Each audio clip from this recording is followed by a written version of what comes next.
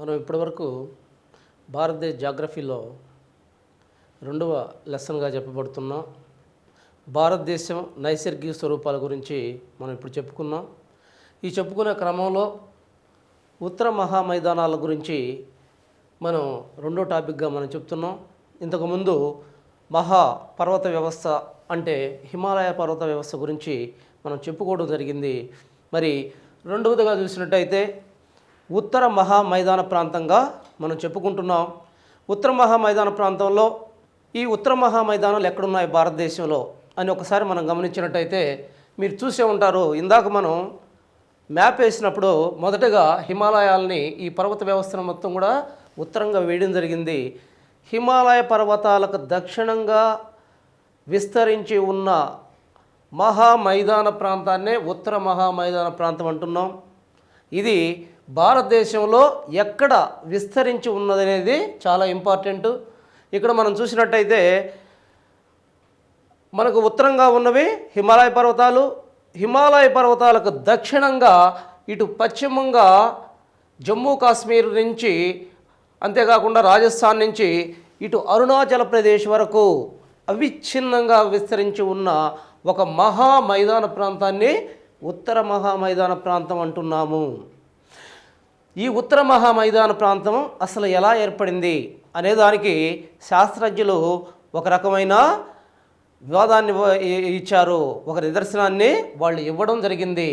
వాళ్ళ ప్రకారం, శాస్త్రజ్ఞుల ప్రకారం ఆల్ఫ్రెడ్ వెజ్నర్ ఆనాటి కాలంలో ఏదైతే ఖండచలన సిద్ధాంతాన్ని గురించి చెప్పాడో అది చెబుతూ ఏ విధంగా హిమాలయాలు ఏర్పడ్డాయో చెప్పాడు. ఆ విషయాన్ని మనం ముందు టాపిక్లో చూసాం. మరి హిమాలయాలు ఏర్పడ్డప్పుడు, ఒక పెద్ద పర్వత వ్యవస్థ ఏర్పడ్డప్పుడు, అంత మట్టి పైకి లేచినప్పుడు మనకి అంతే లోతులో ఒక గొయ్యి ఏర్పడటం చూస్తాం, ఒక పల్లపు ప్రాంతాన్ని మనం ఏర్పడటం చూస్తాం.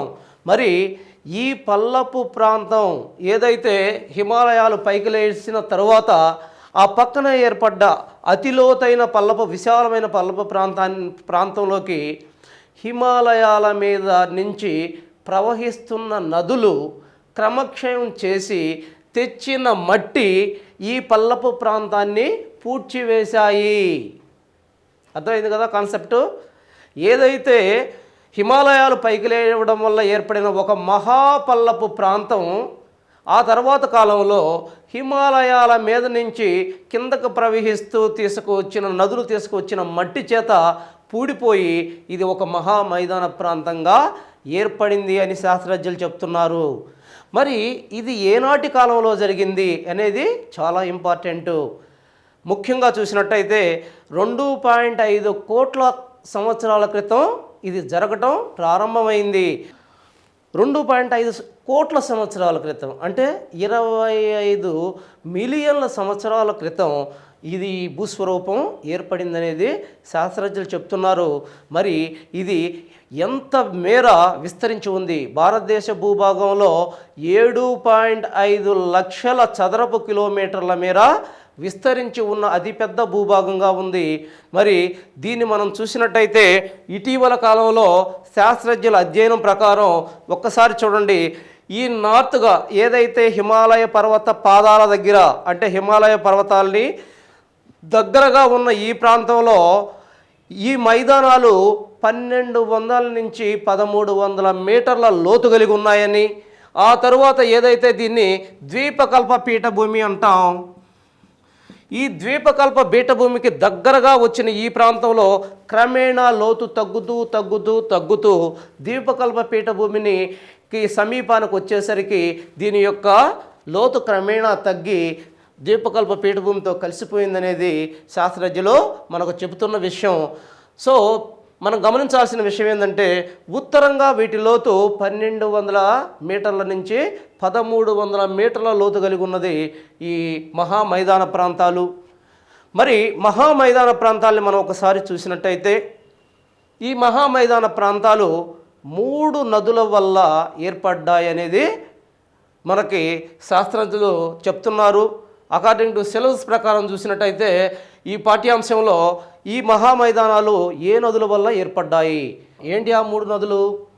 ఒకటి సింధు నది మరియు దాని యొక్క ఉపనదులు, 2 గంగా నది దాని యొక్క ఉపనదులు, 3 బ్రహ్మపుత్ర నది మరియు దాని యొక్క ఉపనదులు తాము క్రమక్షయం చేసి తీసుకువచ్చిన మట్టిని ఈ ప్రాంతంలో, ఈ పల్లపు ప్రాంతంలో నిక్షేపణం చేయడం వల్ల ఈ పల్లపు ప్రాంతాలు బూడి ఇవి మహా మైదాన ప్రాంతాలుగా ఏర్పడ్డాయి. వీటిని, ఈ మహా మైదానాన్ని 3 భాగాలుగా మనం విభజించాం. ఒకటి సింధు మైదాన ప్రాంతము, ఒకటి సింధు మైదాన ప్రాంతము, 2 గంగా మైదాన ప్రాంతం, 3 బ్రహ్మపుత్ర మైదాన ప్రాంతం. ఇక్కడ సింపుల్గా ఏం లేదు, ఏ నదులైతే ఒండ్రు మట్టిని తను క్రమక్షయం తీసుకొచ్చిన ఫైన్ క్వాలిటీ సెడిమెంట్స్ని ఈ ప్రాంతంలో నిక్షేపణం చేయడం వల్ల ఈ మహామైదాన ప్రాంతాలు ఏర్పడ్డాయి. కాబట్టి ఈ మహామైదానాలని మనం ఆటి పేరు మీదగానే, ఆ నదుల పేరు మీదగానే 3గా విభజించుకున్నాం. ఒకటి సింధు మైదాన ప్రాంతం, 2 గంగా మైదాన ప్రాంతం, 3 బ్రహ్మపుత్ర మైదాన ప్రాంతం. చాలా సింపుల్గా మీకు అర్థమయ్యే రీతిలో నేను డివైడ్ చేశాను. వీటిని 3టిని కూడా విభజించాను ఈ మహా మైదానాన్ని. ఇప్పుడు ఒక్కొక్క దాన్ని మనం క్షుణ్ణంగా పరిశీలిద్దాం. ఇక్కడ మీరు చూడండి, దీన్ని ఈ మొత్తాన్ని కలిపి, ఈ రెండింటిని కలిపి మనం ఏదైతే సింధు మైదాన ప్రాంతం అంటున్నామో ఇది 2 కలిపి సింధు మైదాన ప్రాంతం. ఆ తర్వాత ఈ 3 కలిపి గంగా మైదాన ప్రాంతం. తర్వాత ఇది బ్రహ్మపుత్ర మైదాన ప్రాంతంగా మనం విభజించాము. ఇక్కడ ఇంతగా మీరు డివైడ్ చేసుకుంటే మీరు చదువుకోవడానికి చాలా ఈజీగా ఉంటుంది, లేకపోతే కన్ఫ్యూజ్ అయ్యే అవకాశం ఉంది. సింధు మైదాన ప్రాంతం తీసుకున్నాం. మరి సింధు నది ప్రవహించేటప్పుడు తీసుకొచ్చి నిక్షేపణ చేసిన మట్టి వల్ల ఈ మైదానాలు ఏర్పడ్డాయి. ఈ ఒండ్రు మట్టి వల్ల ఈ మైదానాలు ఏర్పడ్డాయి. ఇదంతా కూడా ఒండ్రు మైదానాలు. ఒండ్రు మైదానాలు అంటే చాలా ఫైన్ క్వాలిటీ శాండ్ అంటారు దాన్ని ఇంగ్లీష్లో, చాలా నాణ్యమైన మట్టి. ఇక్కడ ఈ ప్రాంతం అంతా కూడా భారతదేశం యొక్క ధాన్యాగారంగా పిలువబడుతుంది. ఈ ప్రాంతాన్ని మొత్తాన్ని మనం ఏమంటున్నాం? భారతదేశం యొక్క ధాన్యాగారంగా మనం పిలుస్తున్నాం. అనేక నదులు ఇక్కడ ప్రవహిస్తున్నాయి, అనేక రకాల పంటలు ఇక్కడ ప్రవహిస్తున్నాయి. ప్రొడక్టివిటీ కూడా ఈ ప్రాంతంలో చాలా ఎక్కువగా ఉంటుంది. ఈ విషయం మీరు గమనించాలి. మహామైదాన ప్రాంతాలు భారతదేశానికి ఆహారాన్ని ఇస్తున్న మెయిన్ ప్రాంతంగా మనం దీన్ని గుర్తిస్తున్నాం. ఇప్పుడు సింధు మైదాన ప్రాంతం తీసుకుంటున్నాం. సింధు నది ఎక్కడ పుడుతుంది? సింధు నది ఈ ప్రాంతంలో పుడుతుంది, ఇక్కడ వస్తుంది. ఈ ప్రాంతం మొత్తం కూడా, దీని ఉపనదులన్నీ కూడా ఈ ప్రాంతంలో అనేక ఉపనదులు ఉన్నాయి సింధుకి. ఆ ఉపనదులు సింధు నది తీసుకొచ్చిన మట్టి వల్ల ఈ 2 ఏర్పడ్డాయి. ఏంది? సింధు మైదాన ప్రాంతం. మరి సింధు మైదాన ప్రాంతాన్ని మరలా మనం 2గా విభజిస్తున్నాము. చాలా జాగ్రత్తగా చూడండి. సింధు మైదాన ప్రాంతాన్ని మరలా మనం 2గా విభజిస్తున్నాం. ఇక్కడనే చూద్దాం. సింధు మైదాన ప్రాంతం ఇది తీసుకుంటే 1 నేను నెంబర్ వేస్తున్నాను. సింధు మైదాన ప్రాంతం అంటే ఇటు వేస్తున్నాను 1. ఈ 1ని మళ్ళీ మనం 2గా డివైడ్ చేస్తున్నాం. 2 మైదానాలుగా మనం విభజిస్తున్నాం. 1 రాజస్థాన్ మైదానము, 2 పంజాబ్ హర్యానా మైదానము. చూడండి, ఇక్కడ సింధు మైదాన ప్రాంతం, ఇదంతా కలిపి సింధు మైదాన ప్రాంతం. దీంట్లో మనం మళ్ళీ రాజస్థాన్ మైదానము, పంజాబ్ హర్యానా మైదానం అని సింధు మైదానాన్ని విభజించాం. ఇది రాజస్థాన్ మైదానం, ఇది పంజాబ్ అండ్ సింధు మైదానము విభజించాం. దీంట్లో చూసినట్టయితే రాజస్థాన్ మైదానం, ఇక్కడ రాజస్థాన్ మైదానాన్ని తీసుకుందాం. ఈ రాజస్థాన్ మైదానంలో మనం చూసినట్టయితే రాజస్థాన్ మైదానాన్ని మరలా 2గా విభజిస్తున్నాము. దీనిలో మరుస్థలి 2, రాజస్థాన్ బంగార్. ఒకటి మరుస్థలి, రెండు రాజస్థాన్ బంగర్ అంటున్నాము. ఇక్కడ చూడండి, ఈ ప్రాంతాన్ని మరుస్థలి, ఈ ప్రాంతాన్ని రాజస్థాన్ బంగర్ అంటున్నాం. చాలా జాగ్రత్తగా గమనించండి. ఇంత డీటెయిల్గా మీకు బుక్స్లో మీకు ఇవ్వలేదు కాబట్టి నేను చెప్పే పాఠ్యాంశాన్ని జాగ్రత్తగా గమనించాలి మీరు. దీన్ని మరలా మనం రాజస్థాన్ మైదానాన్ని రెండుగా విభజించుకున్నాం. ఒకటి మరుస్థలి, రెండు రాజస్థాన్ బంగార్. ఏదైతే రాజస్థాన్ మైదాన ప్రాంతం ఉందో ఆ ప్రాంతానికి పశ్చిమంగా విస్తరించి ఉన్న ప్రాంతాన్ని మనం మరుస్థలి అంటున్నాము, మరుస్థలి ప్రాంతం అంటున్నాం. ఏంటిది మరుస్థలి ప్రాంతం అంటే? ఈ ప్రాంతంలో, ఈ మరుస్థలి ప్రాంతంలో మనం చూసినట్టయితే రాజస్థాన్లో ఈ మొత్తం ప్రాంతం కూడా ఇసుక పొరల చేత కప్పబడి నిస్సారమైన ప్రాంతంగా, అతి శుష్క ప్రాంతము. శుష్క ప్రాంతం అంటే వర్షపాతం లేకుండా అధిక వేడి కలిగిన శుష్క ప్రాంతంగా మనం గమనించవచ్చు. ఇక్కడ ఒక విషయం గమనించాలి. రాజస్థాన్ మరుస్థలి ప్రాంతం అధిక శుష్క ప్రాంతంగా మొత్తం ఇసుక పొరల చేత కప్పబడి ఉంటుంది. ఇది నిస్సారమైనది. దీనిలో ఏ విధమైన పంటలు పండవు. అయితే ఇక్కడ మనం గమనించాల్సింది, క్వశ్చన్స్ అడుగుతున్న ఏరియా చాలా క్రిటికల్గా అడుగుతున్నాడు ఇక్కడ క్వశ్చన్స్. మరి ఇక్కడ ఏ రకాల భూస్వరూపాలు ఉన్నాయి అనే క్వశ్చన్స్ మనకి చాలా ఎక్కువగా వస్తుంది. ఏ రకాల భూస్వరూపాలు ఉన్నాయి ఇక్కడ ఈ మరుస్థలి ప్రాంతంలో అన్నప్పుడు ఖచ్చితంగా మీరు వరుసగా చూడండి. ఒకటి ద్రియాన్స్, జాగ్రత్తగా నోట్ చేసుకోండి, ద్రియాన్స్. రెండు బార్కాన్స్.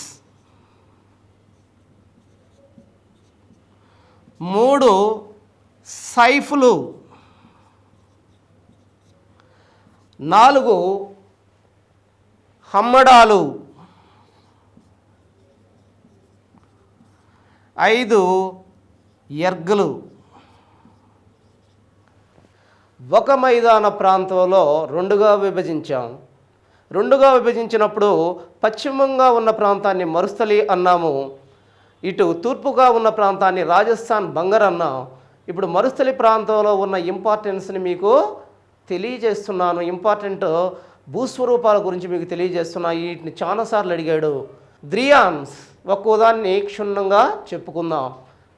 ద్రియాన్స్ అనగా ఈ ప్రాంతంలో అధిక గాలులు వీస్తున్నప్పుడు కదిలే ఇసుక దిబ్బలు ఒక ప్రాంతం నుంచి ఇంకో ప్రాంతానికి కదులుతూ ఉంటాయి.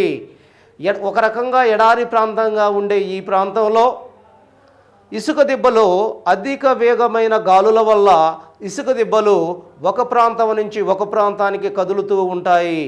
ఈ కదిలే ఇసుక దిబ్బల్నే ద్రియాన్స్ అంటారు. రెండు బార్కాన్స్. ఈ కదిలే ఇసుక దిబ్బల్లో ఏవైతే అర్ధచంద్రాకారంలో ఉంటాయో అర్ధచంద్రాకారంగా ఉండే ఇసుక దిబ్బలని బార్కాన్స్ అంటారు. మీరు ఎప్పుడైనా సరే ఏదైనా నది దగ్గరికి పోయినప్పుడు అర్ధచంద్రాకారంలో ఇసుక దెబ్బలు కనిపిస్తూ ఉంటాయి. అటువంటి ఇసుక దెబ్బలను బార్కాన్స్ అంటాం. ఆ తర్వాత సైఫులు.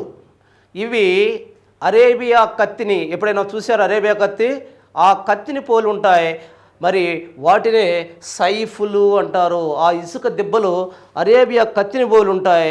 ఆ కత్తిని పోలి ఉన్న ఇసుక దెబ్బల్ని సైఫులుగా పేర్కొంటారు. ఆ తర్వాత చూడండి హమ్మడాలు. ఈ హమ్మడాలు మనం చూసినట్టయితే ఏంటి ఈ హమ్మడాలు అంటే? ఈ ప్రాంతంలో ఉన్న రాతి ఎడారి ప్రాంతాలని, రాతి మైదాన ప్రాంతాలని, ఎడారి ప్రాంతంగా ఉన్న ఈ ప్రాంతంలో ఉన్న రాతి మైదాన ప్రాంతాలని హమ్మడాలు అంటారు. మరి ఎర్గలు అంటే ఏంటి? రాతి మైదాన ప్రాంతాలని హమ్మడాలు అంటారు, ఇసుక మైదాన ప్రాంతాలని ఎర్గలు అంటారు. ఈ భూభాగంలో మనకి రాతి మైదాన ప్రాంతాలంటే ఇసుక మొత్తం కొట్టుకుపోయిన తర్వాత కింద ఒక మైదానంలాగా రాళ్ళు రప్పలతో కూడిన ప్రాంతాన్ని మనం హమ్మడాలు అంటున్నాం. అలా కాకుండా ఇసుక పొరే ఒక మైదానంలా కనిపిస్తే దాన్ని ఎర్గులు అంటున్నాము. ఈ రకంగా మనకి మరుస్థలి అనే ప్రాంతంలో విభిన్నమైన ప్రాముఖ్యమైన భూస్వరూపాలు కనిపిస్తాయి. తరువాత రాజస్థాన్ బంగార్. ఇక్కడ చూడండి, ఏదైతే రాజస్థాన్ మైదానానికి తూర్పు వైపున విస్తరించి ఉన్న మైదాన ప్రాంతాన్ని మనం రాజస్థాన్ బంగర్ అంటున్నాం. ఈ రాజస్థాన్ బంగర్ అనే ప్రాంతం యాక్చువల్గా ఒకానొక కాలంలో ఏదైతే సరస్వతి నది ఈ ప్రాంతంలో ప్రవహించిందో, ఆ సరస్వతి నది ప్రవహించటం వల్ల ఇప్పుడు సరస్వతి నది ప్రస్తుతం లేదు, భూమిలో ఇంకిపోయింది, అంతర్ధానం అయిపోయింది. ఒకప్పుడు ఈ సరస్వతి నది అనేది సింధు నది యొక్క ఒక ఉపనదిగా చెప్పుకున్నారు. మరి ఈ సరస్వతి నది ఒకప్పుడు ఈ ప్రాంతంలో ప్రవహించేదని, దానివల్ల ఈ ప్రాంతంలో ఈ మైదాన ప్రాంతం ఏర్పడేదని చెప్పడం జరిగింది. మరి ఈ రాజస్థాన్ బంగారు ప్రాంతంలో ఏదైనా భూస్వరూపాలు, ప్రాముఖ్యమైన భూస్వరూపాలు ఉన్నాయా? ఉన్నాయి, రెండుగా ఉన్నాయి. అవి మనం ఖచ్చితంగా గమనించాలి. ఒకటి రోహీలు. రాజస్థాన్ బంగారు కింద చూసామంటే ఒకటి రోహీలు, రెండు దండియాలు. ఒకటి రోహీలు, రెండు దండియాలు. మీకు తెలుసు, ఏదైతే ఎడారి ప్రాంతంలో వర్షపాతం చాలా తక్కువగా ఉంటుంది, కొన్ని సంవత్సరాల వరకు కూడా వర్షపాతం అనేది ఉండని పరిస్థితులు ఉంటాయి. అయితే కొన్నిసార్లు వర్షపాతం పడిన ఒక్క గంట అయినా సరే కుంభవృష్టి ఒక్కసారిగా కురుస్తుంది. మరి కుంభవృష్టి ఒక్కసారిగా కురిసినప్పుడు ఒక్కసారిగా తాత్కాలికమైన నీటి ప్రవాహాలు ఆ ఎడారుల్లో కనిపిస్తాయి. కనిపించే ఇటువంటి తాత్కాలికమైన నీటి ప్రవాహాలని రోహీలు అంటారు. రోహీలు అంటారు. రెండవ భూస్వరూపం దండియాలు. మరి దండియాలు అంటే ఏంటి? ఈ దండియాలు అనేది తాత్కాలిక నీటి ప్రవాహాలు ప్రవహించి ఏదైనా ఒక పల్లవ ప్రాంతంలో ఒక సరస్సుగా లేదా ఒక చెరువుగా ఏర్పడ్డప్పుడు అవి కొన్ని రోజుల తరువాత ఆ నీరంతా ఇంకిపోయి ఆ ప్రాంతం మొత్తం కూడా ఎండిపోయిన సరస్సుల్లాగా కనిపిస్తుంది. ఈ ఎండిపోయిన లవణ సరస్సులనే మనమేమంటున్నాం? దండియాలు లేదా ప్లయాలు. దండియాలు లేదా ప్లయాలు అంటున్నాము. చూడండి, కొన్ని ఒక్కో దానికి ఎన్నెన్నో వస్తున్నాయి, అవన్నీ కూడా మీరు గుర్తుపెట్టుకోవాలి. ఇది రాజస్థాన్ మైదాన ప్రాంతం. చూడండి, ఇక్కడ క్లియర్గా చూపిస్తున్నా, రాజస్థాన్ మైదాన ప్రాంతం గురించి అయిపోయింది ఇక్కడ. మరి రాజస్థాన్ మైదానం తర్వాత మనకి దీనిలోనే రెండవదిగా చూసినట్టయితే ఇక్కడ మనకి రెండవది పంజాబ్ హర్యానా మైదాన ప్రాంతం. పంజాబ్ అండ్ హర్యానా మైదాన ప్రాంతం. ఈ పంజాబ్ అండ్ హర్యానా మైదాన ప్రాంతాల్లో మనం చూసినట్టయితే ఇది చూడండి, ఒక్కసారి చూడండి, పటంలో చూడండి. ఇక్కడ పంజాబ్ ఉంటుంది, ఇక్కడ హర్యానా ఉంటుంది. ఈ ప్రాంతాల్లో మైదానం ప్రాంతంగా ఏర్పడింది కాబట్టి దీన్ని పంజాబ్ హర్యానా మైదాన ప్రాంతం అంటున్నాం. ఈ పంజాబ్ హర్యానా మైదాన ప్రాంతం ఏర్పడడానికి కారణమైన నదులేంటి? రావి, బియాస్, సట్లెజ్. ఈ మూడు గుర్తుపెట్టుకోవాలి. ఏమి నదులు అవి? రావి, బియాస్, సట్లెజ్. ఈ మూడు నదుల యొక్క నిక్షేపణల వల్ల ఇవి ఏర్పడ్డాయి. మరి ఇక్కడ ఏర్పడిన తర్వాత మరి దీంట్లో ఉన్న ముఖ్య లక్షణం ఏంటి? ఈ ప్రాంతం మొత్తం కూడా ఈ నదుల వల్ల సస్యశ్యామలంగా హై క్వాలిటీ ఒండ్రు మట్టి ఈ ప్రాంతంలో ఉంది. అంతేకాకుండా ఈ ప్రాంతంలో అధికంగా గోధుమను పండిస్తారు. మరి ఈ ప్రాంతంలో ఉత్పాదకత కూడా చాలా ఎక్కువగా ఉంది పంజాబ్ హర్యానా ప్రాంతంలో. మరి ఈ ప్రాంతాల్లో ఏమైనా భూస్వరూపాలు ఉన్నాయా అని మనం చూడాలి. పంజాబ్ హర్యానా ప్రాంతంలో ఉన్న భూస్వరూపాలు ఏంటి? ఒకటి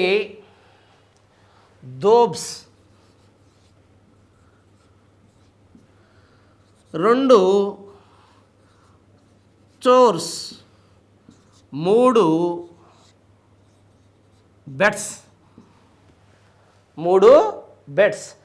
వీటిని మనం చూసినట్టయితే 3 రకాల భూస్వరూపాలు ఈ ప్రాంతంలో ఉండటం మనం చూస్తాం. ఒకసారి చూద్దాం. పంజాబ్, హర్యానా మైదాన ప్రాంతంలో ఉన్న ఈ 3 స్వరూపాలను గురించి ఒకసారి చూద్దాం. ఒకటి దోబ్స్ అన్నాం. ఏంటి ఆ దోబ్స్ అంటే? దోబ్స్ అంటే ఏదైతే 2 సమాంతరంగా ప్రవహించే నదులు, చూడండి ఇటు 2 సమాంతరంగా ప్రవహిస్తున్నాయి నదులు, ఇటే ప్రవహిస్తున్నాయి, 2 సమాంతరంగా ప్రవహిస్తున్నాయి. ఈ సమాంతరంగా ప్రవహించే నదుల మధ్య ఏర్పడిన ఏదైతే ఫర్టైల్ సాయిల్ని, సారవంతమైన భూమి, 2 సమాంతరంగా ప్రవహించే నదుల మధ్య ఏర్పడిన సారవంతమైన భూమిని దోబ్స్ అంటున్నాము. మరి ఈ దోబ్స్ అనేవి ఎన్నిగా ఉన్నాయి ఈ ప్రాంతంలో గుర్తుపెట్టుకోవాలి. దోబ్స్ చూడండి. ఒకటి, ఈ దోబ్స్లో 5 రకాల దోబ్స్ కనిపిస్తాయి. దోబ్స్ అంటే అర్థమైంది కదా. ఏంటి దోబ్స్ అంటే? 2 ప్యారలల్గా ప్రవహించే నదుల మధ్య ఏర్పడిన సారవంతమైన భూమిని దోబ్స్ అంటున్నాం. మరి ఈ దోబ్స్ అనేవి 5 రకాల దోబ్స్ ఈ ప్రాంతంలో, పంజాబ్, హర్యానా మైదాన ప్రాంతంలో కనిపిస్తాయి. అవి వరుసగా ఖచ్చితంగా గుర్తుపెట్టుకోవాలి. 1 బారీ దోబ్, 2 బిస్తు దోబ్, 3 రేచనా దోబ్, 4 చాగ్ దోబ్, 5 సింధు సాగర్ దోబ్. సింధు సాగర్ దోబ్. ఈ 5 దోబుల్ని ఖచ్చితంగా మీరు గుర్తుపెట్టుకోవాలి. ఆ తర్వాత దోబ్స్ అనేవి చాలా సింపుల్గా గుర్తుపెట్టుకోవచ్చు. వీటిని ఎలా గుర్తుపెట్టుకుంటారు చెప్పండి? ఇవన్నీ కూడా యాక్చువల్గా ఇక్కడ మీకు ఏ నదులు ఉన్నాయని తెలిస్తే ఆ నదుల ప్రకారం మీరు గుర్తుపెట్టుకోవచ్చు. మీకు చిన్న సింపుల్ టెక్నిక్ చెప్తాను చూడండి. బారీ దోబ్ అన్నాం. బారీ దోబ్ అన్నాం. బారీలో బా అనేది బి, రి అనేది ఆర్. బారీ దోబ్. ఇక్కడ 2 నదుల మధ్య, ఏ నదులు? బియాస్, రావి. బి అంటే బియాస్, ఆర్ అంటే రావి. ఈ బియాస్ రావి మధ్య ఏర్పడిన దాన్ని బారీ దోబ్ అంటున్నాం. వాడు అడిగే క్వశ్చన్ ఎట్లా అడుగుతాడంటే, బారీ దోబ్ ఏ నదుల మధ్య ఏర్పడిన ఫర్టైల్ ల్యాండ్ అని అడుగుతాడు. సారవంతమైన భూమి, ఏ నదుల మధ్య ఏర్పడిన సారవంతమైన భూమి అని అడుగుతాడు. అప్పుడు మీరు వాటిని గుర్తు తెచ్చుకోవటానికో లేకపోతే కష్టపడి చదవటానికో పిడియటానికో ప్రయత్నించొద్దు. ఈ పిడియటానికి ప్రయత్నిస్తే ఖచ్చితంగా కన్ఫ్యూజ్ అవుతారు. బారీ దోబ్ అనే వాడు ఇచ్చినప్పుడు బాకి బి, ఇంగ్లీష్ అక్షరం బి, రీకి ఆర్ పెట్టుకోండి. బి అంటే ఏమొస్తుంది మనకి? బారీ అంటే బియాస్, ఏ నది వస్తుంది? బియాస్. ఆర్ అంటే ఏమొస్తుంది? రావి. బియాస్ రావి మధ్య ఉందని అక్కడ పెట్టేసేయండి తెలివిగా. ఓకే. ఆ తర్వాత బిస్తు దోబ్ అన్నాడు. బిస్తు దోబ్కి రెండోది కూడా చెప్తాను చూడండి. 5 చెప్పాను, తర్వాత మీరు చేసుకోవాలి ఇంట్లో. ఇప్పుడు బిస్తు దోబ్ అని చెప్పాను. ఈ బిస్తు దోబ్లో చూడండి, ఇక్కడ బి వచ్చింది మనకి, ఇంగ్లీష్ అక్షరం. బిస్త్, ఎస్ వచ్చింది. ఏంటిది? బి అంటే ఏమొస్తుంది మనకి? బియాస్. ఎస్ అంటే సట్లస్. బియాస్కి సట్లస్కి మధ్యలో ఏర్పడిన సారవంతమైన భూభాగాన్ని బిస్త్ అంటున్నాము. ఇవి తలకాయ నొప్పిగా ఉన్న ఏ అడుగుతున్నాడు కాబట్టి ఖచ్చితంగా కష్టపడి చదవండి. ఏమాత్రం ఇక్కడ మీరు అజాగ్రత్త వహించొద్దు. దీన్ని కష్టంగా ఉన్నాయని వదిలేయొద్దు. తర్వాత దోబ్స్ అయిపోయింది మనకి. తర్వాత 2 చోర్స్. ఏంటి ఆ చోర్స్ అంటే? ఏదైతే ఈ ప్రాంతంలో దీనికి దగ్గరగా ఉన్న శివాలిక్ పర్వతాల మీద నుంచి ప్రవహిస్తూ శివాలిక్ పర్వతాలని క్రమక్షయానికి గురి చేస్తూ వచ్చే తాత్కాలిక నీటి ప్రవాహాలని మనమేమంటున్నాం? చోర్స్ అంటున్నాము. జాగ్రత్తగా గమనించాలి. తర్వాత బెడ్స్. ఏంటి బెడ్స్ అంటే? ఈ ప్రాంతంలో, పంజాబ్, హర్యానా మైదాన ప్రాంతంలో ఉండే కొత్త అల్యూవియల్ ల్యాండ్స్ని, ఏదైతే కొత్త ఒండ్రు నేలలు, అల్యూవియల్స్ ల్యాండ్స్ అంటే కొత్త ఒండ్రు నేలల్ని బెడ్స్ అంటున్నాము. జాగ్రత్తగా గమనించండి. దోబ్స్ అంటే చెప్పాను, చోర్స్ అంటే తాత్కాలిక నీటి ప్రవాహాలు. అంతేకాకుండా ఇవి శివాలిక్ పర్వత ప్రాంతాలని క్రమక్షయం చేస్తూ ఉంటాయి. మరి బెడ్స్ అంటే ఈ ప్రాంతంలో ఉండే కొత్త ఒండ్రు మట్టి నేలల్ని బెట్స్గా చెప్పడం జరిగింది. సో దీంతో మనకి పంజాబ్ హర్యానా మైదాన ప్రాంతం అయిపోయింది. ఇది 1.75 లక్షల చదరపు కిలోమీటర్ల మేర విస్తరించి ఉంది అనేది కంపల్సరీగా గుర్తుపెట్టుకోవాలి. ఆ తర్వాత మనకి రెండవదిగా చూసినట్టయితే గంగా మైదాన ప్రాంతం. గంగా మైదాన ప్రాంతం ఈ మైదాన ప్రాంతాలు, ఈ 3 మైదాన ప్రాంతాల్లో అతి పెద్ద ప్రాంతంగా మనం చెప్పుకోవచ్చు గంగా మైదాన ప్రాంతాన్ని. ఈ ప్రాంతాన్ని మనం చూసినట్టయితే ఇక్కడ యమునా నది ఒడ్డు నుంచి ఈ ప్రాంతంలో ఉన్న ఏదైతే బంగ్లాదేశ్ యొక్క తూర్పు ప్రాంతం వరకు అవిచ్ఛిన్నంగా విస్తరించి ఉన్న మైదానాన్ని గంగా మైదానం అంటున్నాం. ఈ గంగా మైదానం అనేది చాలా పెద్దగా ఉంటుంది. ఇది 300 కిలోమీటర్ల వెడల్పున 1400 కిలోమీటర్ల పొడవున విస్తరించి ఉన్న అతి మహా మైదానంగా చెప్పవచ్చు. దీన్ని మొత్తం వైశాల్యము చూడండి 3.5 లక్షల చదరపు కిలోమీటర్లు. అంటే మహా మైదాన ప్రాంతంలో సగం భాగం ఇదే ఉంది. ఆ విషయం గమనించాలి. మరి గంగా మైదాన ప్రాంతం అనేది ఈ గంగా నది వల్ల, కంప్లీట్గా గంగా నది దాని ఉపనదుల వల్ల ఈ మైదాన ప్రాంతం ఏర్పడింది. ఈ మహా మైదాన ప్రాంతాన్ని మనం 3 భాగాలుగా విభజిస్తున్నాం. చూడండి ఇక్కడ ఇది ఏ, బి, సిగా విభజిస్తున్నాము. ఇక్కడ ఏ వచ్చేసి ఎగువ గంగా మైదానము, బి మధ్యస్థ గంగా మైదానము, డి దిగువ గంగా మైదానం అని మనం 3గా విభజిస్తున్నాం దీన్ని. ఎగువ గంగా మైదానాన్ని మనం చూసినట్టయితే ఈ ఎగువ గంగా మైదానం ఉత్తరప్రదేశ్ యొక్క పశ్చిమ ప్రాంతంలోను ఉత్తరాఖండ్ ప్రాంతం మొత్తంలో కూడా ఇది విస్తరించి ఉంది. మరి ఈ మైదానంలో ప్రవహించే నదులు గంగా నది మరియు యమునా నదిగా చెప్పవచ్చు. ఈ ప్రాంతంలో ప్రవహించే నదులు గంగా నది మరియు యమునా నదిగా చెప్పవచ్చు. ఆ తర్వాత మనకి చూసినట్టయితే ఇది ఈ ప్రాంతం కొంచెం చిన్న ప్రాంతంగా ఉంది. తర్వాత మధ్యస్థ గంగా మైదాన ప్రాంతం, ఇది గంగా మైదాన ప్రాంతాలన్నిటిలోకెల్లా అతిపెద్ద మైదాన ప్రాంతంగా మనం చెప్పవచ్చు. మరి ఈ మైదాన ప్రాంతాన్ని మనం చూసినట్టయితే మధ్యస్థ గంగా మైదాన ప్రాంతమును మనం చూసినట్టయితే ఈ మధ్యస్థ గంగా మైదాన ప్రాంతంలో గంగాతో పాటు గంగా ఉపనదులైన గోమతి, గాగ్రా, గండక్, కోసి మరియు సోన్ నదులు ఈ ప్రాంతంలో ప్రవహిస్తూ ఈ ప్రాంతంలో గంగా మైదాన ప్రాంతాన్ని, మధ్య గంగా మైదాన ప్రాంతాన్ని ఏర్పాటు చేశాయి. మరి ఇక్కడ ఏ రాష్ట్రాలు ఈ ప్రాంతంలో కలిగి ఉన్నాయి అంటే కంప్లీట్ ఉత్తరప్రదేశ్, బీహార్ ప్రాంతాలు ఈ మధ్య గంగా మైదాన ప్రాంతంలో మనకి కనిపిస్తున్నాయి.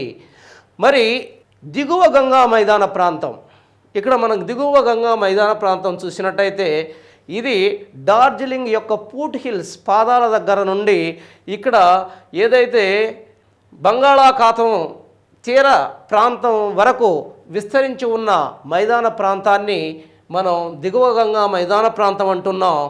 ఈ దిగువ గంగా మైదాన ప్రాంతం ఈ హుగ్లీ నది ఈ ప్రాంతంలో ప్రవహిస్తూ ఉంది. గంగా నది మరియు దాని ఉపనది అయిన హుగ్లీ నది ఈ ప్రాంతంలో ప్రవహిస్తూ ఉంది. మరి ఈ మైదాన ప్రాంతం మొత్తంలో ఏమన్నా భూస్వరూపాలు మనకు కనిపిస్తున్నాయా?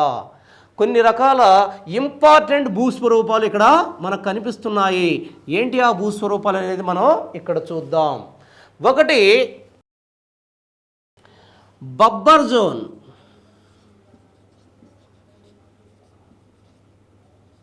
రెండు తెరాయ్, మూడు బంగార్, నాలుగు ఖదర్, 5 రే కల్లార్ ఉసార్. రే కల్లార్ ఉసార్. చూడండి ఇక్కడ బబ్బర్ జోన్, తెరాయ్ జోన్, బంగర్, ఖదర్, రే కల్లార్ ఉస్సార్. ఇవన్నీ గుర్తుపెట్టుకోవాలి, జాగ్రత్తగా గుర్తుపెట్టుకోండి. బబ్బర్ జోన్ అంటే ఏంటి? ఈ మైదాన ప్రాంతాల్లో యాక్చువల్గా ఇవి కొన్ని ఈ పంజాబ్ హర్యానా మైదాన ప్రాంతాల్లో కూడా కనిపిస్తాయి. ఏదైతే మనం చెప్పుకుంటున్న హిమాలయ పర్వత వ్యవస్థ ఉందో, హిమాలయ పర్వతాల నుంచి ఇక్కడ చూడండి, ఒక్కసారి జాగ్రత్తగా గమనించాలి. ఇవి హిమాలయ పర్వతాలైతే ఈ హిమాలయ పర్వతాల నుంచి నదులు కిందకి ప్రవహించేటప్పుడు ప్రవహించే నదికి, కిందకు ప్రవహించే నదికి అధిక శక్తి ఉంటుంది. ఈ శక్తితో ఈ నది అధిక మొత్తంలో మట్టిని క్రమక్షయం చేస్తూ తీసుకువచ్చి అకస్మాత్తుగా ఈ ప్రాంతానికి వచ్చినప్పుడు, ఈడకు వచ్చినప్పుడు దీనికి వాలు తగ్గిపోతుంది.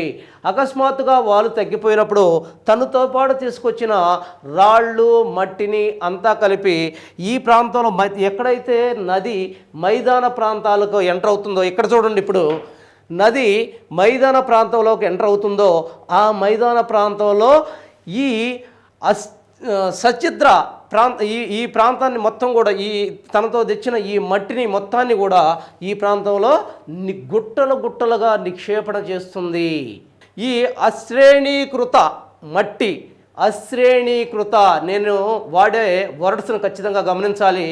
అశ్రేణీకృత అంటే శ్రేణి చేయకుండా రాళ్ళు రప్పలు మట్టి అన్నీ కలిపి ఒక ప్రాంతంలో గుట్టలుగా నిక్షేపిస్తుంది. మరి ఇక్కడ నిక్షేపించబడ్డ ఈ గుట్టల్లో నుంచే నదులు ప్రవహిస్తూ ఉంటాయి. ఈ విధంగా గుట్టలుగా నిక్షేపించబడ్డ విసనకర్ర ఆకారంలో గుట్టలుగా నిక్షేపించబడ్డ హిమాలయ పర్వత పాదాల దగ్గర గుట్టలుగా నిక్షేపించబడ్డ ఈ భూస్వరూపాలని బబ్బర్ అంటున్నాము. సో నది తను తీసుకువచ్చిన గుట్టలుగా ఏర్పరిచిన ఈ మట్టిలో నుండే చాలా దూరం ప్రయాణిస్తుంది దాని కింద. అప్పుడు నది మనకు కనిపించదు. ఆ తరువాత కొంత దూరం ప్రయాణించిన తర్వాత, ఎందుకంటే ఈ బబ్బర్ జోను ఎక్కడైతే ఈ కొండ ప్రాంతాల నుంచి కొండ యొక్క పాదాల దగ్గర నుంచి 8 నుంచి 16 కిలోమీటర్ల మేర ఈ బబ్బర్ జోన్ ఉంటుంది. ఈ బబ్బర్ జోన్ కింద ప్రయాణిస్తూ ఆ తర్వాత కొంత ప్రాంతానికి వచ్చిన తర్వాత ఉపరితలానికి నదులు చేరుకుంటాయి. ఉపరితలాన్ని చేరేటప్పుడు ఆ ప్రాంతం మొత్తం కూడా ఇవి తడిగా చిత్తడి నేలల్ని ఏర్పాటు చేస్తాయి. ఈ చిత్తడి నేలలనే తెరాయి ప్రాంతం అంటున్నాము. అర్థమైందా మీకు? ఇక్కడ వరకు బబ్బర్ జోన్ ఉంటే, ఇక్కడ వరకు బబ్బర్ జోన్ ఉంటే దీని కింద మళ్ళీ ఒక 15 నుంచి 30 కిలోమీటర్ల వరకు తెరాయి ప్రాంతం ఉంటుంది. ఈ తెరాయి ప్రాంతం అనేది ఆ ప్రాంతంలో నదులు పైకి లేస్తాయి కాబట్టి, ఉపరితలానికి వస్తాయి కాబట్టి, ఈ నదులు ఉపరితలానికి వచ్చే ఈ ప్రాంతాన్ని మనం తెరాయి ప్రాంతం అంటున్నాం. ఇది మొత్తం కూడా సచిద్ర ప్రాంతము, అంటే ఎప్పుడు తడిగా ఉంటుంది. ఈ ప్రాంతంలో అధికంగా అంటే అనేక రకాల అడవులు ఈ ప్రాంతంలో, ఎందుకంటే ఎప్పుడు తడిగా ఉంటుంది కాబట్టి దట్టమైన అరణ్యాలకు ఇవి నెలవులుగా ఉన్నాయి. అంతేకాకుండా ఈ అడవులు దట్టంగా ఉండటం వల్ల అనేక రకాల జీవులు ఈ ప్రాంతంలో జీవిస్తూ ఉన్నాయి. దీన్ని తెరాయి జోన్ అంటున్నాము. బంగర్ అంటే ఏంటి? నది తన లోయలో ప్రవహిస్తూ, ఒక్కసారి ఇటు చూడాలి, ఇది నదీ లోయ. ఈ నదీ లోయలో నది ప్రవహిస్తుంది. ఈ ప్రవహించేటప్పుడు ఎప్పుడైనా పెద్దగా వరదలు వచ్చితే, చిన్న వరదలు కాదు, పెద్దగా వరదలు వచ్చినప్పుడు నది తను గట్లను దాటి బయటికి ఇంత దూరం ప్రవహిస్తుంది. గట్లను దాటి ఇంత దూరం ప్రవహించి ఈ ప్రాంతం మొత్తం కూడా ఏదైతే తను తీసుకొచ్చిన మట్టిని నిక్షేపణ చేస్తుంది. ఈ ప్రాంతంలో ఉండే పాత ఒండ్రు మట్టి నేలలు, పాత ఒండ్రు మట్టి నేలలు ఎందుకు అంటున్నాం? ఈ ప్రాంతంలో మరలా మాటికి పెద్ద పెద్ద వరదలు రావు, నీరు ఇక్కడ దాకా రాదు. అందుకని చెప్పి ఒకసారి వచ్చి పెద్ద వరదలు వచ్చినప్పుడు ఇక్కడ ఏర్పడ్డ ఈ ఒండ్రు మట్టిని పాత ఒండ్రు మట్టి అంటున్నాం. ఈ పాత ఒండ్రు మట్టినే బంగారు అంటున్నాం. అలా కాకుండా ఈ గట్లుకి దగ్గరగా ఏ చిన్న వరద వచ్చినా సరే గట్లు పొర్లుతుంది. గట్లు పక్కనే ఏర్పడ్డ ఈ కొత్త ఒండ్రు మట్టి మైదానాలని మనం ఖదర్ భూములు అంటున్నాము. ఏం లేదు, సింపుల్గా గుర్తుపెట్టుకోండి. నేను మీకు థియరీ చెప్పాను, సింపుల్గా గుర్తుపెట్టుకోవాలంటే ఏంటంటే బంగారు అంటే పాత ఒండ్రు మట్టి మైదానాలు, ఖదరు అంటే కొత్త ఒండ్రు మట్టి మైదానాలు. సింపుల్గా అట్ట గుర్తుపెట్టుకోండి. తర్వాత ఈ ప్రాంతాల్లో ఎప్పుడు కూడా కంటిన్యూస్గా ఎప్పుడు వ్యవసాయం విరివిగా చేస్తూ ఉంటారు. కాబట్టి ఎప్పుడు వ్యవసాయం విరివిగా చేయడం వల్ల ఈ ప్రాంతంలో ఏర్పడే లవణీయ భూములు అక్కడక్కడ ఈ మహామైదాన ప్రాంతంలో పెచ్చులుగా అక్కడక్కడ ఏర్పడే లవణీయ భూముల్ని కల్లార్ ఉస్సార్ భూములు అంటారు. ప్రాంతీయంగా వీటిని కల్లార్ అండ్ ఉస్సార్ భూములు అంటారు. ఇవన్నీ కూడా మీరు గుర్తుపెట్టుకోవాలి. బ్రహ్మపుత్ర మైదాన ప్రాంతం మూడవదిగా బ్రహ్మపుత్ర మైదాన ప్రాంతం అంటున్నాం. ఈ బ్రహ్మపుత్ర మైదాన ప్రాంతం బ్రహ్మపుత్ర నది మరి దాని ఉపనదులైన అనేక నదుల వల్ల ఈ బ్రహ్మపుత్ర దాని ఉపనదుల వల్ల ఈ బ్రహ్మపుత్ర మైదానం ఏర్పడింది. మరి ఈ బ్రహ్మపుత్ర మైదానం కేవలం అస్సాం ప్రాంతంలోనే మనకు కనిపిస్తుంది. అందుకనేదే ఈ అస్సాం వ్యాలీ ప్రాంతం అని కూడా అంటారు. ఈ బ్రహ్మపుత్ర మైదాన ప్రాంతాన్ని అస్సాం వ్యాలీ మైదాన ప్రాంతం అని కూడా అంటారు. ఎందుకంటే కేవలం అస్సాం ప్రాంతంలోనే ఈ మైదాన ప్రాంతం మనకు కనిపిస్తుంది. ఈ ప్రాంతం అంతా కూడా ముఖ్యంగా అనేకమైన పంటలకు ప్రసిద్ధి చెందింది. అంతేకాకుండా ఈ ప్రాంతాల్లో కలిసి మనకి ప్రపంచంలోనే అతిపెద్దదైనా సరే మైదాన ప్రాంతాన్ని ఇక్కడ ఏర్పరిచింది. దీన్నే ఉత్తర మహా మైదానాలు అని మనం పిలుస్తున్నాము. సో ఇక్కడ మనం చూసినట్టయితే రెండవ టాపిక్గా మనం చూసిన ముందు మనం ఉత్తర మహా పర్వత వ్యవస్థను గురించి తెలుసుకున్నాం. 2 ఉత్తర మహా మైదాన ప్రాంతం. ఆ మైదాన ప్రాంతంలో మరలా మనం 3గా వాటిని డివైడ్ చేసాం. మళ్ళీ వాటిల్లో సబ్ డివైడ్ చేసుకుంటూ కంటిన్యూస్గా ఒక్కొక్క మైదాన ప్రాంతాన్ని గురించి సవివరంగా మనం ఇక్కడ చెప్పుకోవడం జరిగింది. దీంట్లో ఏర్పడిన రకరకాల భూస్వరూపాలు, ఒక్కొక్క మైదాన ప్రాంతంలో ఏర్పడిన రకరకాల భూస్వరూపాలను మొత్తాన్ని కూడా మీరు తప్పనిసరిగా మగ్గింగ్ చేయాలి. ఖచ్చితంగా మీరు దాన్ని మనం అచ్చ తెలుగులో అయితే పిడి కొట్టాలి అంటారు. ఖచ్చితంగా మీరు మగ్గింగ్ చేయాల్సిన అవసరం ఉంది. ఇంతటితో మనకి ఉత్తర మహా మైదాన ప్రాంతాన్ని గురించి మనకి క్షుణ్ణంగా మనం అధ్యయనం చేయడం జరిగింది. భారతదేశం యొక్క ప్రధాన భూస్వరూపాల్లో 2 భూస్వరూపాల గురించి చర్చించాం. మొదటిది హిమాలయ పర్వతాల గురించి, రెండవదిగా మహా మైదాన ప్రాంతాల గురించి చర్చించాం. తర్వాత మూడవదిగా ద్వీపకల్ప భారతదేశాన్ని గురించి మనం చర్చిస్తున్నాం. మరి ద్వీపకల్ప భారతదేశం ఎక్కడుంది? ఇక్కడ ఇందాక మనం ఇక్కడ వేసాం. ఇది యాక్చువల్గా దీనిపైన అంతా కూడా మనం ఏం వేసాం? ఇదంతా కూడా మనం ఇందాకంతా ఏం వేసాం? ఈ ప్రాంతంలో మహామైదాన ప్రాంతాలు వేసాం. మహామైదాన ప్రాంతాలకి దక్షిణంగా విస్తరించి ఉన్న ప్రధాన భూస్వరూపాన్ని మనం ద్వీపకల్ప పీఠభూమి ప్రాంతంగా చెప్పుకుంటున్నాం. ఇదంతా కూడా ద్వీపకల్ప పీఠభూమిగా ప్రాంతంగా చెప్పుకుంటున్నాం. మరి ఈ ద్వీపకల్ప పీఠభూమి ప్రాంతం భారతదేశంలో అతి ప్రాచీనమైన భూస్వరూపము. ఈ భూస్వరూపం అంతా కూడా రకరకాల రాళ్లతో కూడి ఉంది. చాలా దట్టమైన శిలలతో ఈ భూస్వరూపాలు కూడి ఉన్నాయి. ఈ దట్టమైన భూస్వరూపాలతో ఎగుడు దిగుడు భూస్వరూపాలతో కూడి ఉన్న ఒక శిలా నిర్మితమైన ప్రాంతాన్ని మనం ద్వీపకల్ప పీఠభూమి ప్రాంతంగా చెప్పుకుంటున్నాం. ఇది అతి ప్రాచీనవంతమైన ప్రాంతము. మరి ఇది ప్రీకేంబ్రియన్ అనే కాలంలో ఇది ఉద్భవించింది. ఈ ద్వీపకల్ప పీఠభూమి ప్రాంతంలో ఇంకా ప్రాచీనమైన భాగాన్ని మనం దక్కన్ పీఠభూమి ప్రాంతంగా చెప్పుకుంటున్నాము. ఈ దక్కన్ పీఠభూమి ప్రాంతం అంతా కూడా ఇదంతా కూడా ఒక త్రిభుజాకారంలో మనకు కనిపిస్తుంది. త్రిభుజాకారంలో మనకి కనిపిస్తుంది. మరి ఈ ప్రధాన భూస్వరూపం అన్ని భూస్వరూపాల్లో కల్లా అతిపెద్ద భూస్వరూపం, అతి ప్రాచీనమైన భూస్వరూపం. ప్రీకేంబ్రియన్ కాలంలో 25 కోట్ల సంవత్సరాల క్రితం ఈ భూస్వరూపం భారతదేశంలో ఏర్పడడం జరిగింది. దీని యొక్క మొత్తం విస్తీర్ణం 16 లక్షల చదరపు కిలోమీటర్లు. మీరు గమనించాలి, హిమాలయాల యొక్క విస్తీర్ణం 5 లక్షల చదరపు కిలోమీటర్లు. తర్వాత అది మహా మైదాన ప్రాంతాల యొక్క వైశాల్యం 7.5 లక్షల చదరపు కిలోమీటర్లు.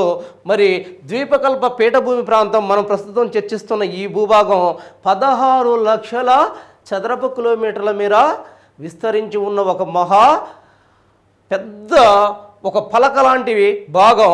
దీనిలో ఉన్న ఇది అధికమైన శిలలతో కూడి ఉన్న ఒక కఠిన శిలా నిర్మితి గల ప్రాంతంగా మనం దీన్ని చెప్పుకోవచ్చు. మరి దీనిలో మనం చూసినట్టయితే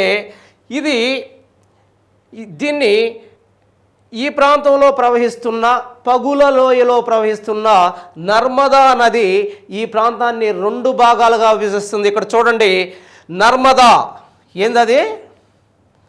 నర్మదా నది. దీన్ని నర్మదా, ఇది తపతి. ఈ 2 కూడా పగుల లోయలో ప్రవహిస్తాయి. పగుల లోయలో ప్రవహించడం అంటే ఇక్కడే క్లారిఫై ఇస్తున్నాను, జాగ్రత్తగా ఆలోచించండి. నదులు ఎప్పుడు కూడా తను ఏర్పాటు చేసుకున్న లోయల్లో ప్రవహిస్తుంటాయి. కానీ కొన్ని నదులు మాత్రం ఏర్పడ్డ లోయల్లో, అంటే భూమి కంపించినప్పుడు ఏర్పడిన పగుళ్ళలో ఇవి ప్రవహిస్తూ ఉంటాయి. ఈ రకంగా పగుల లోయలో ప్రవహించే నదులు భారతదేశంలో 4 ఉన్నాయి. ఆ 4లో ఈ 2 ఉన్నాయి. ఏ 2? ఒకటి తపతి, 2 నర్మదా. తక్కిన 2 కూడా చెప్తాను, గమనించుకోండి. 3 4 దామోదర్ నదులు. వాటిని పక్కన పెడితే ప్రస్తుతానికి తపతి, నర్మదాని తీసుకున్నాం. మరి ఈ ప్రాంతాల్లో మనకు 2 నదీ వ్యవస్థలు కనిపిస్తాయి. ఆ 2 నదీ వ్యవస్థలు, ఒకటి నర్మదా తపతి నదీ వ్యవస్థ. ఈ 2 కూడా ఈ ప్రాంతంలో పుట్టి పశ్చిమంగా ప్రయాణిస్తూ భారతదేశంలో నదులన్నీ ద్వీపకల్ప భారతదేశంలో అంటే ద్వీపకల్ప పీఠభూమి ప్రాంతంలో నదులన్నీ తూర్పుగా ప్రవహించి బంగాళాఖాతంలో కలిస్తే ఈ 2 మాత్రం పశ్చిమంగా ప్రవహించి అరేబియా సముద్రంలో కలుస్తున్నాయి. ఇది మీరు ఖచ్చితంగా గమనించాలి. ఎందుకని? ఇక్కడ పగుల లోయలో ఇవి మామూలుగా తను ఏర్పాటు చేసుకున్న లోయ కాకుండా భూమి పగిలితే ఏర్పడిన లోయలో ప్రవహిస్తున్నాయి. కాబట్టి ఇవి ఇటుపక్క అంటే పశ్చిమ వైపు వీటి యొక్క స్లోప్ ఉంది కాబట్టి ఈ ప్రాంతంలో వచ్చి అరేబియా సముద్రంలో కలుస్తున్నాయి. మీరు ఇక్కడ కూడా గమనించాలి, ప్రతిసారి మీరు ఏదైనా నేర్చుకునేటప్పుడు ఆ సముద్రాలను ఖచ్చితంగా గుర్తించాలి. ఇదే సముద్రం బే ఆఫ్ బెంగాల్ అంటే బంగాళాఖాతం, ఇది అరేబియా. ఈ అరేబియా సముద్రంలోకి వచ్చేవి కలుస్తూ ఉన్నాయి. మరి ఇక్కడ మనం చూసినట్టయితే అరేబియా సముద్రంలో కలిసే ఈ నదులు ఒక నదీ వ్యవస్థగా చెప్పొచ్చు. అంతేకాకుండా ఇక్కడ మధ్యప్రదేశ్లో ఉండే ఒక నదీ వ్యవస్థ ఏదైతే చంబల్, కేన్ అండ్ బనాస్ నదీ వ్యవస్థలో, ఈ నదీ వ్యవస్థలో ఉత్తరంగా ప్రయాణించి గంగా నదిని కలుస్తూ ఉన్నాయి. కాబట్టి ఈ నదుల్ని మనం నదీ వ్యవస్థలో 2 నదీ వ్యవస్థలుగా మనం చెప్తున్నాం. ఒక నదీ వ్యవస్థ గుర్తుంచుకోండి, పశ్చిమంగా ప్రవహించి అరేబియా సముద్రంలో కలిస్తే, 2వ నదీ వ్యవస్థ ఉత్తరంగా ప్రవహించి గంగా నదిలో కలిసి మరి దాని ద్వారా ఇక్కడ బంగాళాఖాతంలో కలుస్తున్నాయి. ఈ 2 నదీ వ్యవస్థలను మీరు కంపల్సరీగా గుర్తుపెట్టుకోవాలి. తరువాత మనం గమనించాల్సింది, ఇక్కడ నర్మదా నది ఈ పెద్ద భూస్వరూపాన్ని, ప్రధాన భూస్వరూపాన్ని 2గా విభజిస్తుంది. 2 అన్ఈక్వల్గా విభజిస్తుంది. అసమాన భాగాలు అంటారు. సమాన భాగాలుగా కాకుండా అసమాన భాగాలుగా విభజిస్తుంది. దీనికి పైనున్న దాన్ని కేంద్ర ఉన్నత భూములు అంటారు, కింద ఉన్నదాన్ని దక్కన్ పీఠభూమి అంటారు. జాగ్రత్తగా గమనించాలి. ద్వీపకల్ప పీఠభూమి ఇది. దీన్ని నర్మదా నది 2 అసమాన భాగాలుగా విభజించింది. పై భాగాన్ని మనం కేంద్ర ఉన్నత భూములు అంటున్నాం, కింద భాగాన్ని దక్కన్ పీఠభూమి ప్రాంతము అంటున్నాము. జాగ్రత్తగా గమనించాలి. మరి మొదటగా కేంద్ర ఉన్నత భూముల్ని మనం చూద్దాం. ఈ కేంద్ర ఉన్నత భూముల్లో ఏ రకమైన భూస్వరూపాలు ఉన్నాయి?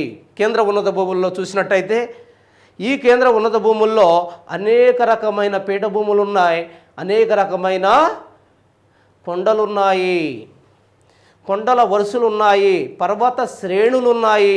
మరి ఆ పర్వత శ్రేణులు ఏమిటి, ఆ పీఠభూములు ఏమిటి, మరి ఆ పీఠభూములు ఎక్కడ విస్తరించి ఉన్నాయని మనల్ని చాలాసార్లు క్వశ్చన్స్లో అడుగుతున్నాడు. జాగ్రత్త, అసలు పీఠభూములు ఏంటి అనేది మీకు గుర్తుపెట్టుకోవాలి. ఎందుకంటే ఈ ఫోటోని గ్యారంటీగా గుర్తుపెట్టుకోండి. ఇవన్నీ కూడా మీకు ప్రతి పిన్ పాయింట్తో కూడా నేను ఇక్కడ ఇవ్వడం జరిగింది. మరి మీరు ఇదంతా కూడా జాగ్రత్తగా గమనించుకోండి. దీన్ని యాక్చువల్గా రాజస్థాన్లో ఉంది. దీన్ని మేవార్ పీఠభూమి అంటున్నాము. ఇది రాజస్థాన్లో కనిపిస్తుంది. ఈ ప్రాంతంలో చిన్న చిన్న కొండలు గుట్టలతో కూడుకున్న కొండ ప్రాంతాలు, అక్కడక్కడ మైదాన ప్రాంతాలు కూడా మనకి కనిపిస్తాయి. దీన్ని మేవార్ పీఠభూమి అంటున్నాం. ఇది రాగి మరియు జింకుకి ప్రసిద్ధిగాంచిన ప్రాంతంగా మనం గుర్తించవచ్చు. మీకు తెలిసే ఉంటుంది, రాజస్థాన్లో కేత్రి గనులు ఉన్నాయి. కేత్రి గనులు రాగి గనులకు ప్రసిద్ధి చెందినవి. ఆ తర్వాత ఇక్కడ కతియావార్ పీఠభూమి అంటున్నాము. ఈ కతియావార్ పీఠభూమి దేనికి ప్రసిద్ధి చెందినది? ఇది గుజరాత్. ఈ గుజరాత్ యొక్క చివరి భాగములో, అంటే గుజరాత్ యొక్క తూర్పు చివరగా విస్తరించి ఉన్న మైదాన ప్రాంతాన్ని మనం కతియావార్ పీఠభూమి అంటున్నాం. మరి ఈ కతియావార్ పీఠభూమిలో ఈ ప్రాంతంలో మనకి విశాలమైన గిర్ నేషనల్ పార్కు ఏర్పడి ఉంది. ఇక్కడ గిర్ పర్వతాలు ఉన్నాయి. ఈ గిర్ పర్వతాల దగ్గర గిర్ నేషనల్ పార్క్ ఉంది. ఈ గిర్ నేషనల్ పార్కు అనేది మన ఆసియా సింహాలకు, మన భారతదేశంలోనే అత్యధిక ఆసియా సింహాలకు పేరుగాంచిన పార్కుగా మనం ఈ గిర్ నేషనల్ పార్కును చూస్తాం. ఇది కతియావార్ పీఠభూమిలో మనకు కనిపిస్తుంది. ఇక్కడ మధ్యప్రదేశ్ దగ్గర మనకి మాల్వా పీఠభూమి కనిపిస్తుంది. ఈ మాల్వా పీఠభూమి అనేది ఉత్తరప్రదేశ్ యొక్క దక్షిణ భాగం మరియు మధ్యప్రదేశ్ యొక్క పై భాగాల్లో కలిపి మరి అంతేకాకుండా రాజస్థాన్లో కొంత భాగం, ఇన్ని రాష్ట్రాల్లో కూడా విస్తరించి ఉన్న ఒకే ఒక పీఠభూమి ప్రాంతంగా మాల్వా పీఠభూమిని మనం చెప్పవచ్చు. ఇది ఎక్కువ ప్రాంతంలో ఆక్రమించటం వల్ల ఈ కేంద్ర ఉన్నత భూముల ప్రాంతాన్ని మొత్తాన్ని కూడా మాల్వా పీఠభూమి ప్రాంతం అంటున్నారు. మీకు చాలాసార్లు క్వశ్చన్ వచ్చి ఉంటుంది, కేంద్ర ఉన్నత భూముల్ని కేవలం మాల్వా పీఠభూమి ప్రాంతం అని ఎందుకు అంటున్నారు అంటే, మాల్వా పీఠభూమి ఎక్కువ ప్రాంతం ఇక్కడ ఆక్రమించడం వల్ల దీన్ని మాల్వా పీఠభూమి ప్రాంతం అంటున్నారు. సరే, ఆ తర్వాత చూసినట్టయితే మాల్వా పీఠభూమికి తూర్పుగా ఉన్న పీఠభూమి ప్రాంతాన్ని బుందేల్ఖండ్ పీఠభూమి ప్రాంతం అంటున్నాం. ఇది మధ్యప్రదేశ్, ఉత్తరప్రదేశ్లో విస్తరించి ఉంది. ఆ తర్వాత దాని కిందగా ఉన్నదాన్ని బాగేల్ఖండ్ పీఠభూమి ప్రాంతం అంటున్నాం. ఇది కేవలం మనకి మధ్యప్రదేశ్లోని మనకు కనిపిస్తుంది. ఆ తర్వాత ఇక్కడ దీనికి తూర్పుగా ఉన్న ప్రాంతాన్ని, పీఠభూమి ప్రాంతాన్ని మనం చోటా నాగపూర్ పీఠభూమి ప్రాంతం అంటున్నాము. ఈ చోటా నాగపూర్ పీఠభూమి ప్రాంతం అనేది భారతదేశంలో ఖనిజాలు అతి సమృద్ధిగా గల పీఠభూమి ప్రాంతంగా చెప్పవచ్చు. దీన్ని రూర్ ఆఫ్ ఇండియా అంటున్నారు. అంతేకాకుండా ఖనిజాల నెలవంక, ఖనిజాల కాచాణి అనే పేర్లతో వీటిని పిలవడం జరుగుతుంది. మరి వీటిని చూసినట్టయితే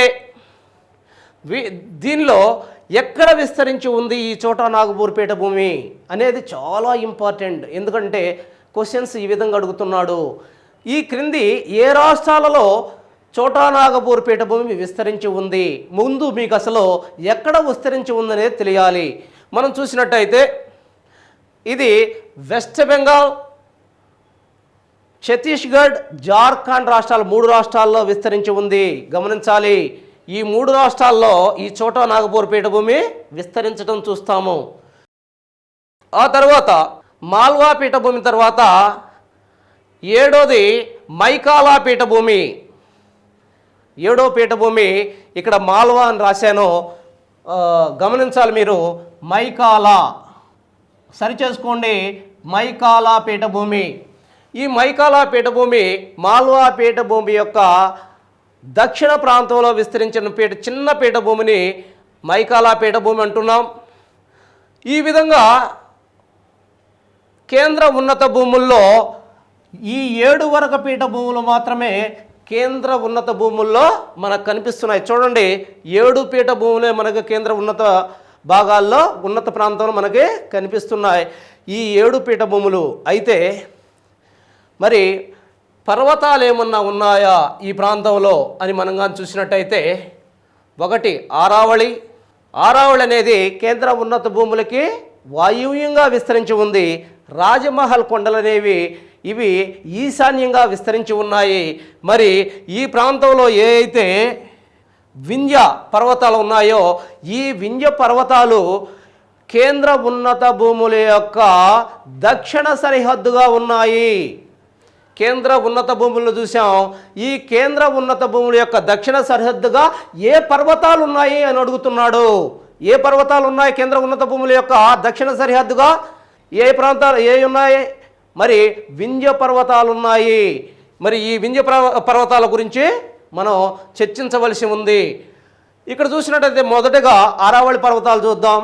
ఆరావళి పర్వతాలు అనేవి వీటిని అవశిష్ట పర్వతాలు అంటారు. ఏ పర్వతాలు అంటారు? వీటిని అవశిష్ట పర్వతాలు అంటారు. ఇవి భారతదేశంలోని అతి ప్రాచీన మృద పర్వతాలు. ఈ పర్వతాలు ఇక్కడ చూడండి, ఈ పర్వతాలు ఉత్తర గుజరాత్ నుండి స్టార్ట్ అవుతున్నాయి. ఉత్తర గుజరాత్ నుంచి ఇవి ఢిల్లీ వరకు 800 కిలోమీటర్ల మేర విస్తరించిన మృత పర్వతాలని మనం ఆరావళి మృత పర్వతాలు అంటున్నాం. ఈ ఆరావళి మృత పర్వతాల్లో ఎత్తైన శిఖరం గిర్నార్ శిఖరము. ఇక్కడున్న ఒక హోలీ ప్లేస్ ఉంది, దానినే ఏమంటున్నారు? మౌంట్ అబూ అంటున్నారు. ఈ మౌంట్ అబూ అనే ప్రాంతంలో ప్రసిద్ధిగాంచిన జైన దేవాలయాలు ఉన్నాయి. ఆ జైన దేవాలయాల్ని దిల్వారా దేవాలయాలు అంటున్నారు. దిల్వారా దేవాలయాలు అంటున్నారు. మరి ఈ యొక్క పర్వతాలలో యురేనియం నిక్షేపాలు ఎక్కువగా ఉన్నాయి. ఇవన్నీ కూడా మీరు గమనించాలి. రాజ్మహల్ కొండలు. ఈ రాజ్మహల్ కొండలు వెస్ట్ బెంగాల్లో ఉత్తర దక్షిణాలుగా విస్తరించి ఉన్న పర్వత వ్యవస్థను మనం రాజ్మహల్ కొండలు అంటున్నాం. ఆ తర్వాత వింధ్య పర్వత వ్యవస్థ.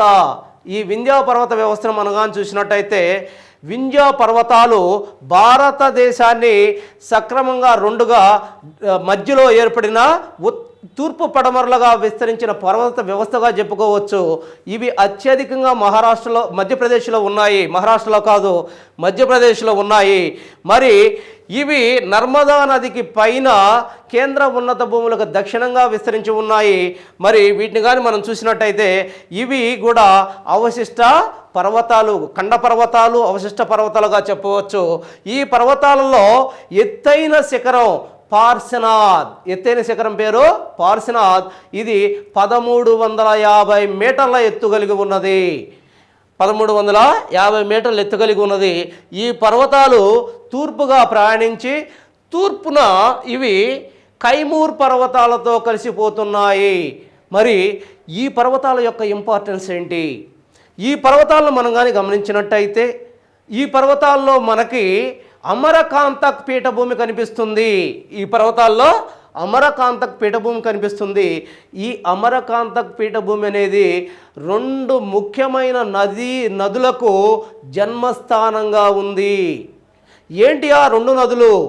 ఒకటి నర్మదా నది. నర్మదా నదికి జన్మస్థానంగా ఉంది. రెండోది సోన్ నది. సోన్ నది ఉత్తరంగా ప్రవహించి గంగా నదిలో కలుస్తుంది. ఆ సోన్ నది కూడా జన్మస్థానం, సోన్ యొక్క జన్మస్థానం, నర్మదా నది యొక్క జన్మస్థానం.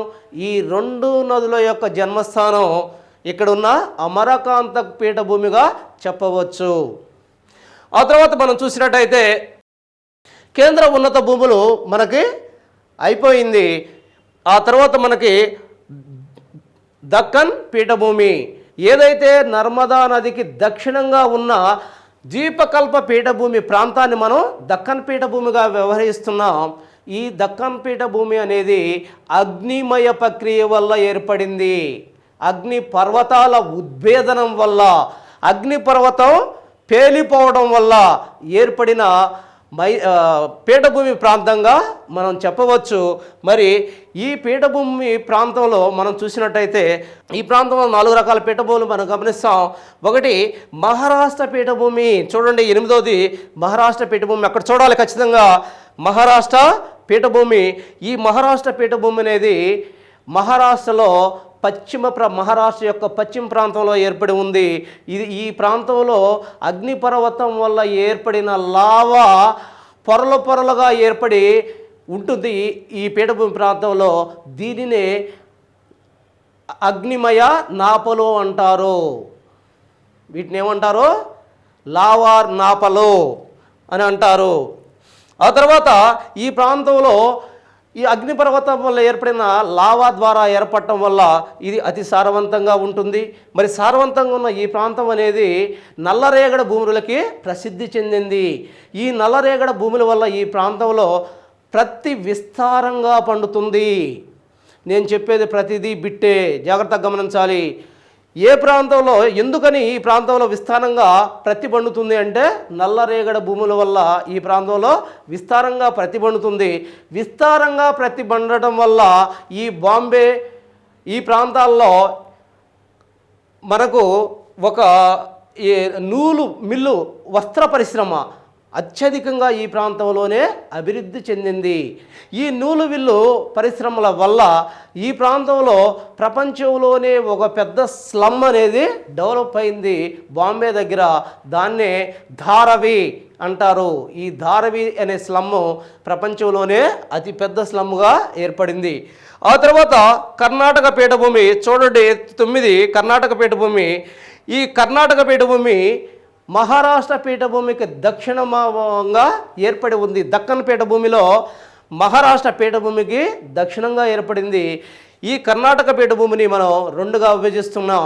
ఒకటి మాల్నాడ్, 2 మైదాన్. ఒకటి మాల్నాడ్, 2 మైదాన్. 2 భాగాలుగా విభజిస్తున్నాం. ఒక్కసారి ఇటు చూడండి. ఇది కర్ణాటక పీఠభూమి అయితే ఇది పశ్చిమంగా ఉన్నదాన్ని మాల్నాడ్ అని, తూర్పుగా ఉన్నదాన్ని మైదాన్ అంటున్నాం.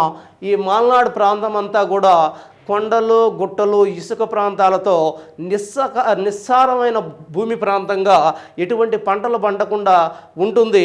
మరి ఈ మైదాన ప్రాంతాన్ని చూసినట్టయితే ఈ ప్రాంతంలో అనేక రకాల వ్యవసాయ పంటలు, ముఖ్యంగా కొబ్బరి లాంటి అనేక రకమైన వాణిజ్య పంటలు ఈ ప్రాంతంలో పండించబడుతూ ఉన్నాయి.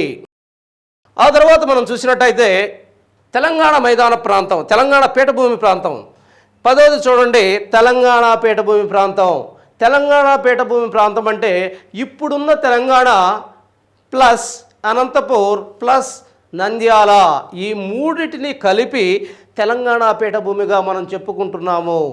ఇప్పుడున్న తెలంగాణ, ఆ తర్వాత అనంతపూరు, నంద్యాల, ఈ ప్రాంతాల మొత్తాన్ని కలిపి మనం తెలంగాణ పీఠభూమి ప్రాంతంగా చెప్పుకుంటున్నాము.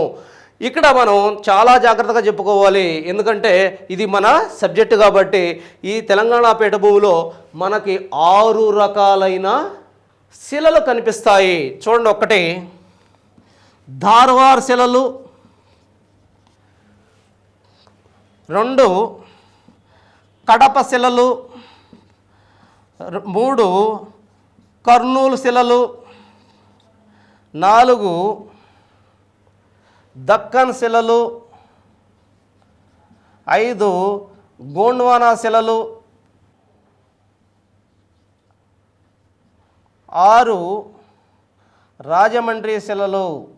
నేను ఫస్ట్లో మీకు ఇంట్రడక్షన్ అప్పుడే చెప్పాను, తెలంగాణ కానీ ఆంధ్రప్రదేశ్ కానీ ఇవన్నీ కూడా చాలా వరకు మనం భారతదేశ భౌగోళిక శాస్త్రాన్ని చదివేటప్పుడు దీనిలో భాగంగానే చాలా వరకు ఇవి కవర్ అవుతాయని చెప్పాను. చూడండి, ఇక్కడ తెలంగాణలో ఉన్న ఏ అయితే శిలలు ఉన్నాయో అన్ని శిలలు కూడా ఇక్కడ చెప్పడం జరిగింది. 1 తెలంగాణలో సపరేట్గా మనం చెప్పుకోకుండా ఇక్కడే మనకు కవర్ అయ్యాయి. చూడండి, ధార్వార్ శిలలు. ఈ ధార్వార్ శిలలు భారతదేశంలో ఏంటి ఈ యొక్క ఇంపార్టెన్స్, అతి ప్రాచీన శిలలు. ధార్వార్ శిలలు అతి ప్రాచీన శిలలు గుర్తుపెట్టుకోవాలి. ఈ క్రింది వాటిలో భారతదేశంలో ఏవి అతి ప్రాచీన శిలలు అంటాడు? ద్వారవార శిలలు. మరి కడప కర్నూలు శిలలు ఉన్నాయి, తెలంగాణలో కూడా ఉన్నాయి కడప కర్నూలు శిలలు. మరి దేనికి ఇంపార్టెంట్ ఇవి? సున్నపురాయికి ఇంపార్టెంటు. ఈ రెండు శిలల్లో సున్నపురాయి విస్తారంగా దొరుకుతుంది. సున్నపురాయి విస్తారంగా దొరుకుతుంది. 3 దక్కను శిలలు. మరి దక్కన శిలలు దాని యొక్క ఇంపార్టెంట్ ఏంటంటే ఇవి అగ్నిశిలలు. భారతదేశంలో ఉన్న అగ్నిశిలల్ని దక్కన్ శిలలు అంటారు. ఇవి తెలంగాణలో ఉన్నాయి. ఆ తర్వాత గోండ్వానా శిలలు. ఏదైతే ఈ గోండ్వానా శిలల్లో ఇంపార్టెంట్ ఏంటంటే బొగ్గు లభిస్తుంది. దీంట్లో విస్తారంగా బొగ్గు లభిస్తుంది. మన దగ్గర లభించే సింగరాణి బొగ్గంతా కూడా ఈ గోండ్వానా శిలల నుంచి లభిస్తుంది. రాజమండ్రి శిలలు. మరి ఈ శిలల్లో ఫాజిల్ ఫ్యూయల్స్ దొరుకుతాయి, అంటే ముడి చమురు లభిస్తుంది. ముడి చమురు లభిస్తుంది.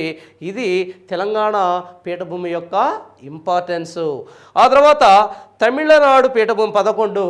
ఈ తమిళనాడు పీఠభూమి యాక్చువల్గా అనేక రకాలైన పర్వత వ్యవస్థలతో, నీలగిరి లాంటి అనేక రకమైన పర్వత వ్యవస్థలు, మరి ఈ ప్రాంతంలో విస్తారమైన అడవులతో నిండి ఉన్న పీఠభూమి ప్రాంతంగా మనం గమనించవచ్చు. మరి ఈ ద్వీపకల్ప పీఠభూమికి వెలుపల ఉన్న ఒకే ఒక పీఠభూమి షిల్లాంగ్ పీఠభూమి. కాకపోతే దీని లక్షణాల్ని పుణికి పుచ్చుకోవడం వల్ల ఈ పీఠభూమి ప్రాంతాన్ని కూడా దీనికి మనం యాడ్ చేయడం జరిగింది. ఈ షిల్లాంగ్ పీఠభూమి అనేది చాలా ఇంపార్టెంట్ పీఠభూమి. ఈ పీఠభూమి ఎక్కడ ఉంది అని అడుగుతున్నాడు. మేఘాలయలో ఉంది. ఎక్కడ ఉంది షిల్లాంగ్ పీఠభూమి? మేఘాలయలో ఉంది ఈ షిల్లాంగ్ పీఠభూమి. అది మనం ఖచ్చితంగా గుర్తుంచుకోవాలి. ఆ తర్వాత యాక్చువల్గా వీటి యొక్క బౌండరీస్ ఏంటి? ద్వీపకల్ప పీఠభూమిని మనం చూసామంటే బౌండరీస్ ఏంటి? ఇటు వాయువ్యంగా చూస్తే ఆరావళి పర్వతాలు, ఇటు ఈశాన్యంగా చూస్తే రాజమహల్ కొండలు, అంతేకాకుండా దక్షిణంగా చూస్తే నీలగిరి పర్వతాలు, ఇటు పశ్చిమంగా చూస్తే పశ్చిమ కనుమలు, తూర్పున చూస్తే తూర్పు కనుమలు, అంటే ఈస్టర్న్ ఘాట్స్ వీటికి సరిహద్దులుగా ఉన్నాయి. సో ఇది ద్వీపకల్ప పీఠభూమి యొక్క సమాచారం. మనం 3వ దాంట్లో ద్వీపకల్ప పీఠభూమిని గురించిన సమగ్ర సమాచారాన్ని మనం ఇవ్వడం జరిగింది. ప్రతి పిన్ పాయింట్ను కూడా మీకు బొమ్మ ద్వారా నేను ఎక్స్ప్లెయిన్ చేశాను. జాగ్రత్తగా చూసుకొని దీంట్లో ఇంకా ఏమైనా పాయింట్స్ మీరు యాడ్ చేసుకోవాలనుకుంటే చేసుకొని సమగ్రంగా మ్యాప్ను చూసి చదవటం నేర్చుకుంటే దీన్ని ఈజీగా చదివి మంచి మార్కులు మనం సంపాదించుకునే అవకాశం ఉంది.